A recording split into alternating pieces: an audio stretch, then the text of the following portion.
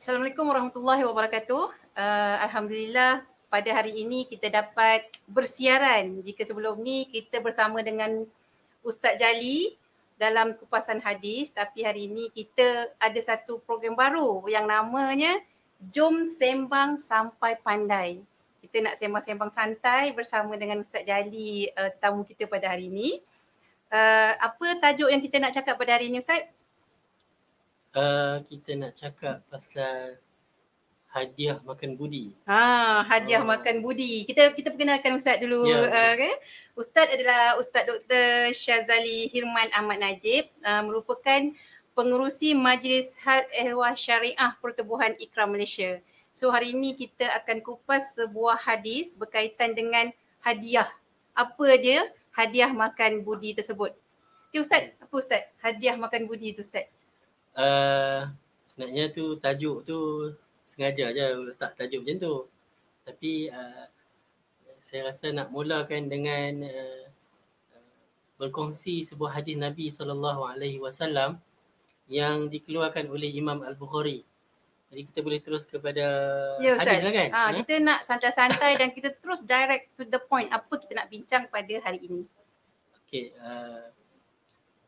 Hadis yang dikeluarkan oleh Imam Al-Bukhari ni diriwayatkan oleh Urwah ibn Zubair, seorang tabi'in yang dia dapat hadis ni daripada seorang sahabat nama Abu Humaid As-Sa'idi, yang menceritakan bahawa Rasulullah sallallahu alaihi wasallam istamala 'amilan faja'ahu al-'amil hina faragha min 'amalihi. Nabi menugaskan seorang sahabat sebagai amil zakat. Amil zakat. Apa maksud amil zakat di sini? Kalau sekarang kita faham amil zakat ni yang tukang kutip zakat. Tapi pada zaman Rasulullah SAW bukan dia sekadar mengutip zakat duduk dekat masjid orang bagi duit kan. Tapi zaman Nabi dia pergi round. Untuk kutip zakat. Rumah-rumah lah. Dia pergi tempat-tempat orang yang memang dikenal zakat. Pasti dia tu memang layak membayar zakat. Bayar zakat. Dan pada waktu tu dia bayar zakat, kalau contoh kambing kan. Kalau kambing dia ada 40 ekor, dia kena bagi seekor kambing. Zakat dia kambing tu. Kalau dia ada 80 ekor, dia bagi 2 kambing. Kalau unta, dia adalah dia punya kadar-kadar dia kan. Kalau dia ada gandum, kalau dia ada kurma, jadi dia bawa balik barang lah. Jadi yang kutip zakat ni, amil zakat ni, dia pergi kutip barang. Barang makanan ataupun ternakan ataupun emas dan perak dan sebagainya. Jadi setelah dia selesai daripada tugas dia mengutip zakat tu, hina faragha min amalihi faqala ya Rasulullah. Dia mai bawa lah barang-barang kutipan zakat itu kan. Mai depan Nabi, dia kata, wahai Rasulullah, hadha lakum wa hadha uhdiyali. Dia kata, ni barang-barang ni yang zakat ni, aku kutip zakat. Yang ni aku dapat hadiah. Dia declare lah, kadang-kadang declare lah dengan Rasulullah. Bagus kat situ dia declare. Kan, yang ni yang hasil kutipan zakat dia. Yang ni aku dapat hadiah, depa bagi hadiah yang pembayar zakat tu bagi hadiah kat aku. Bila dengar kata macam tu, apa Nabi SAW buat? Nabi pun kata, Nabi respon, afala qa'adta fi baiti abika wa ummika fanadharta ayuhda laka am la. Nabi punya respon tu ganas juga. Kalau Ustaz kata ganas, kami tak tahu kecuali orang yang bahasa Arab. So Ustaz kena terangkan apa yang dikatakan ganas dalam hadis ni. Nabi kata, kalau kamu duduk rumah pak kamu, duduk rumah mak kamu, tunggu ada tak orang tiba-tiba nak mai bagi hadiah kat kamu. Kan? Kita duduk saja-saja di rumah, duduk tunggu. Adakah orang mai bagi hadiah dekat kamu kan? Summa qama Rasulullah sallallahu alaihi wasallam ashiyata ba'da salah. Kan? Kemudian lepas Nabi cakap macam tu kat dia, Nabi tak terhenti cakap berdua dengan dia sebab Nabi nampak ni isu penting, isu besar. Yang besar. Jadi Nabi bangun selepas waktu dah malam Hmm. selepas solat, Nabi bangun berdiri, Nabi pun mula dengan fatashahhada wa athna 'ala Allah bima huwa ahluh thumma qala. Nabi pun mula dengan memuji-muji Allah. Biasalah kalau kita nak bercakap, dia mulakan dengan memuji-muji Maksudnya Allah Nabi kan. bercakap dengan sahabat Nabi ke? bercakap depan orang ramai ni kan. Oh. Lepas habis solat, Habis solat. Nabi bangun, Nabi mulakan dengan macam kita lah, innal hamdalillah nahmaduhu wa nasta'in. Macam nak khutbah tu lah kan, cakap. Lepas tu Nabi pun kata, amma ba'd. Nabi kata, fama balul amili nasta'miluhu fayatina fayaqul hadha min amalikum wa hadha uhdiya li. Kan? Nabi kata, macam mana nak kata fama balul amili ni? Macam manalah ada seorang amil yang kami tugaskan dia untuk pergi kutip zakat. Lepas tu dia mai balik dengan barang-barang yang yang hasil kutipan zakat tu. Dia kata ni hasil daripada tugas yang aku ditugaskan pergi kutip. Yang ni barang ada sebahagian yang dia bawa balik tu. Yang ni dihadiahkan kepada aku. Dan Nabi ulang lagi apa yang Nabi kata kat dia tadi ni.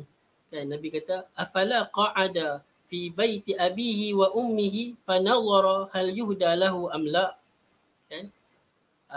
Adakah kalau dia duduk di rumah pak dia ataupun di rumah mak dia, dia duduk tunggu orang mai tak bagi. Dia tunggu ada tak orang nak mai bagi hadiah kat dia. Fawalladhi nafsu Muhammadin biyadihi la yaghullu ahadukum minha syai'an illa ja'a bihi yawmal qiyamah yahmiluhu ala unuqih. Itu satu ancaman kepada sesiapa yang buat macam tu lah. Buat macam tu. Nabi. Selepas Nabi tadi pun kasar lah. Sangat. Kalau hang duduk di rumah mak pak hang duduk tunggu orang nak main bagi tak barang hadiah ke apa kat hang. Maksudnya itulah, kerana jawatan dia tu lah dia dapat hadiah dia tu. Jawatan tu lah dia dapat hadiah tu. Nabi nak kata. Kalau tidak tak pasal-pasal orang nak pergi bagi hadiah kat hang. Macam tu lah. Weh. Ni orang Penang memang cakap macam ni. Tak apa Ustaz. Saya pun nak cakap Penang. Lepas tu Nabi pun bersumpah dengan nama Allah Subhanahu Wa Taala. Ya. Dia kata sesiapa yang ambil sesuatu daripada hadiah ataupun pemberian yang macam ni, dia datang pada hari kiamat, dia pikul, dia tanggung di atas tengkuk dia dengan barang yang dia ambil tu.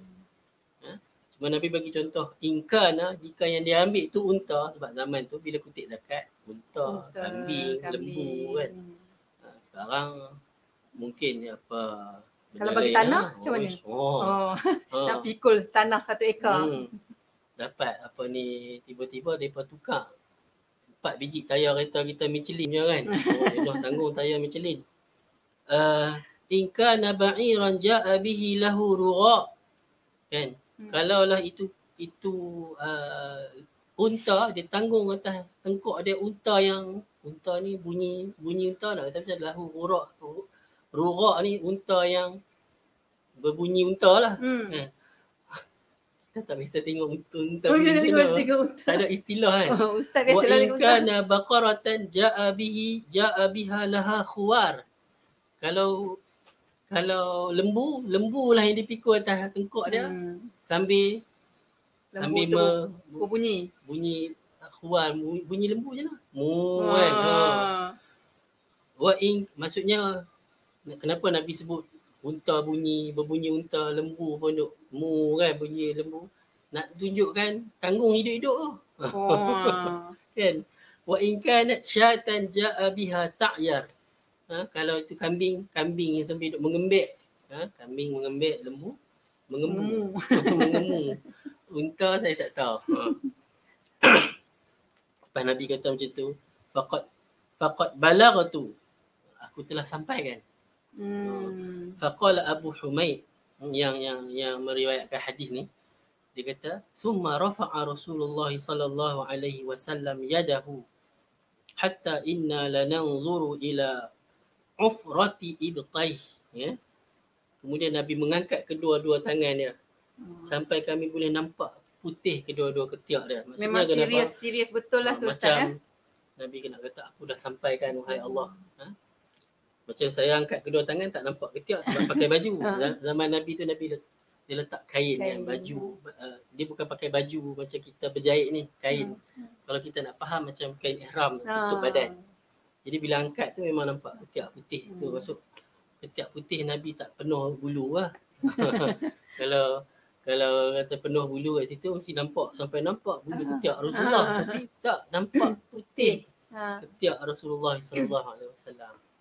Itu hadisnya. Jadi apa kita nak ambil daripada hadis ni? Maknanya betapa Nabi pandang benda ni serius. Sedangkan Nabi dah cakap dah kat dia lepas dia balik tu. Tapi Nabi ulang balik. Nabi ceritakan balik, cuma Nabi tak mention lah nama dia. Siapa yang tahu-tahu lah kan. Nabi tak mention nama dia. Sampai sekarang kita pun tak tahu siapa dia. Tapi ada riwayat dalam Sahih Muslim, dalam Bukhari pun ada riwayat yang lain disebut Ibnu Lutubiyah. Disebut nama dia. Maknanya kita pun heran lah. Kalau kita tengok style hadis-hadis Nabi ni biasanya tak dimention nama orang. Tapi benda ni sampai kita tahu siapa dia yang buat. Maknanya sahabat mention juga nama sebab benda tu benda yang tak serius. Sangat serius lah. Bayanglah sampai 1400 tahun sekarang ni pun kita ada ungkit nama dia lagi. Kan kalau istilah dia takkah mengaibkan dia kan. Tapi benda yang membabitkan kepentingan umum, benda zakat ni benda hak milik hak milik asnaf. Kan orang-orang yang layak tiba-tiba kamu nak dapat hadiah yang macam tu kan. Jadi sebab itulah dia sebut nama dia.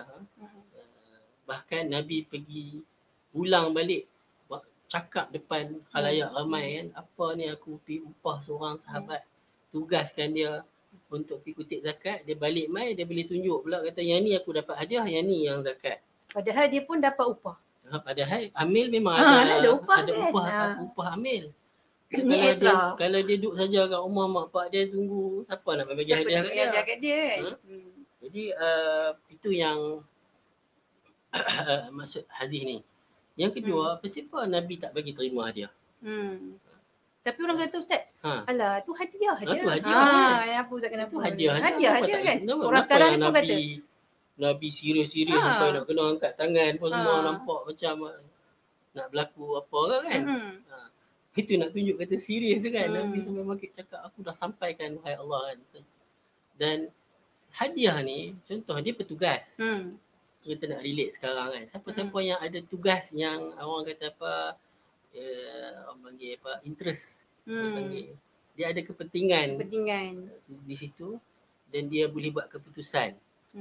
Apa amil zakat ni apa keputusan yang dia boleh buat? Dia nak pergi kutip zakat tadi. Contoh nak kutip kambing. 40 ekor kambing, dia kena ambil kambing yang sedang-sedang.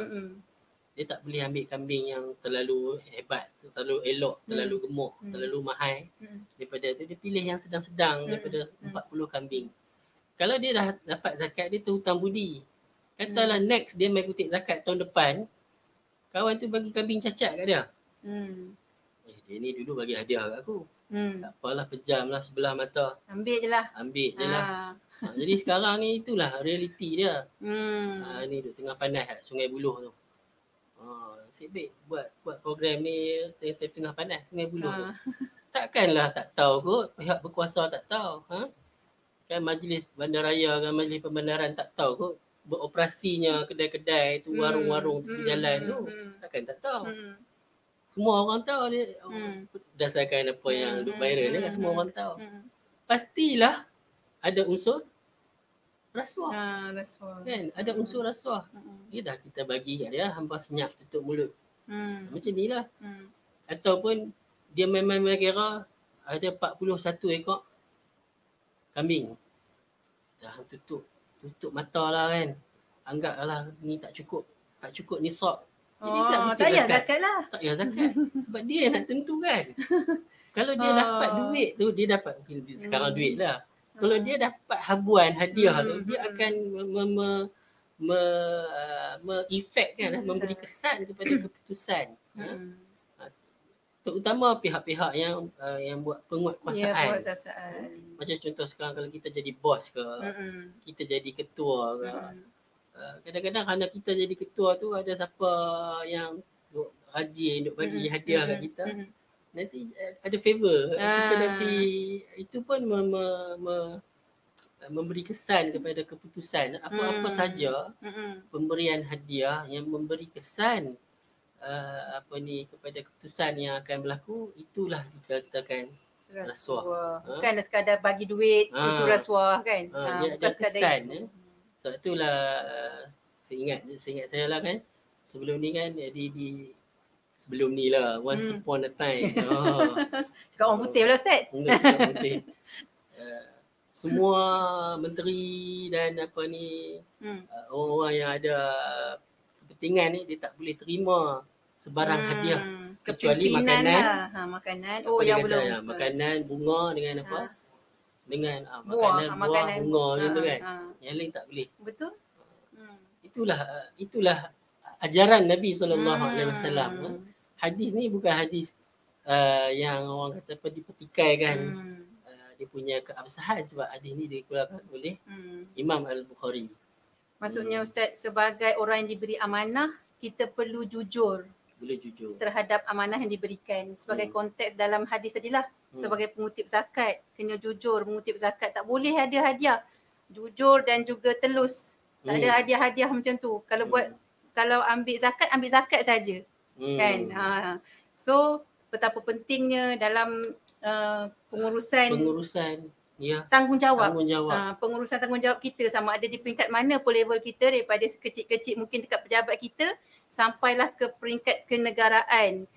Kita perlulah melaksanakan tanggungjawab kita dalam tugas yang telah diamanahkan tu dengan betul, jujur dan juga kalau ikhlas kita akan buat dengan betul lah Ustaz kan. Menarik Kak Miswah sebut di semua peringkat. Kadang-kadang kita ingat bila cakap pasal rasuah dan sebagainya, kita ingat orang-orang atas. Kita pun mungkin terlibat. Yalah, kadang-kadang ketua jabatan ke, disebabkan kita ketua jabatan, okey nah ni hadiah untuk kamu.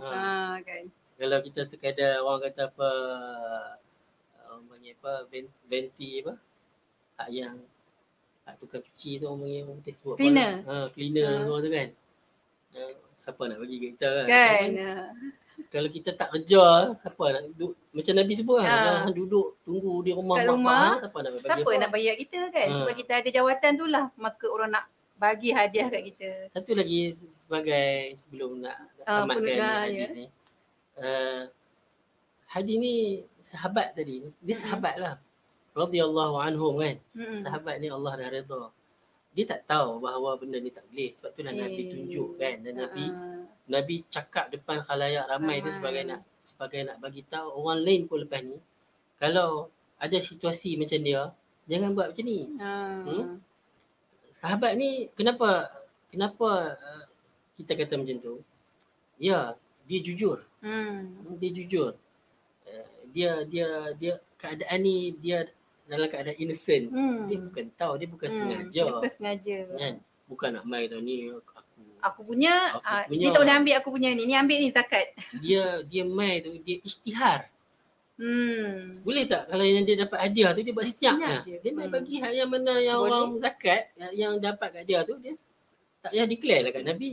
Dia kata ni lah zakat. Hadiah tu dia senyap. Itu sahabat yang jujur, dia tak. Dia declare. Lepas declare tu baru salah rupanya. Jadi lepas ni tak ulang lah. Dan pentingnya di sini Ustaz untuk orang yang tahu tu menegur. Yang tahu yang menegur. Memberitahu bahawa ini tak betul. Ini tak betul, ini salah. Ya, biasalah manusia kan. Dia dimaafkan jika dia tak tahu itu adalah salah.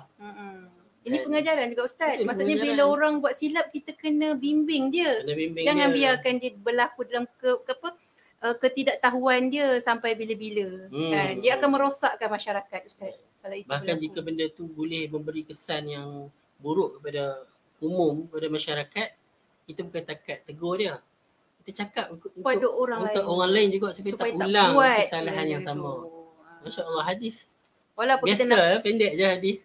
Tapi banyak benda yang kita boleh ambil pengajaran daripada hadis ni. Itulah saya tertarik tadi, walaupun Ustaz kata dalam konteks yang umum mungkin mengaibkan dia.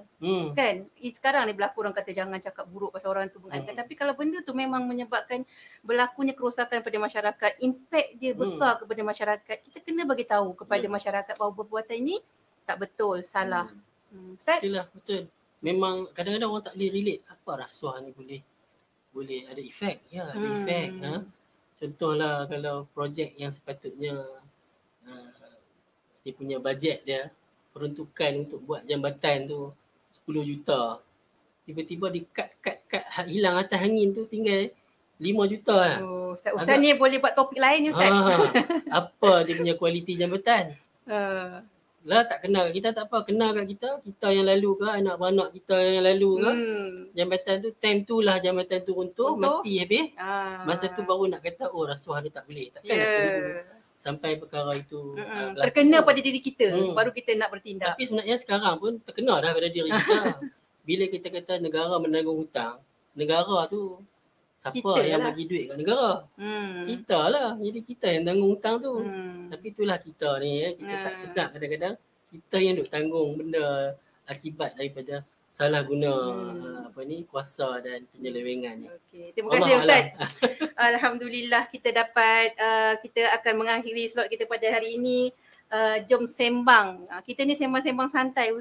Hadis yang dibawa oleh Ustaz ni kita akan cuba bawakan hadis-hadis yang jarang-jarang kita masyarakat umum di luar sana mendengar lah. Mungkin yang dah expert tu memang selalu dengar lah, tapi macam saya Ustaz memang sejarang lah dengar hadis ni. Kalau pasal rasuah yang umum tu biasalah kan Ustaz kan.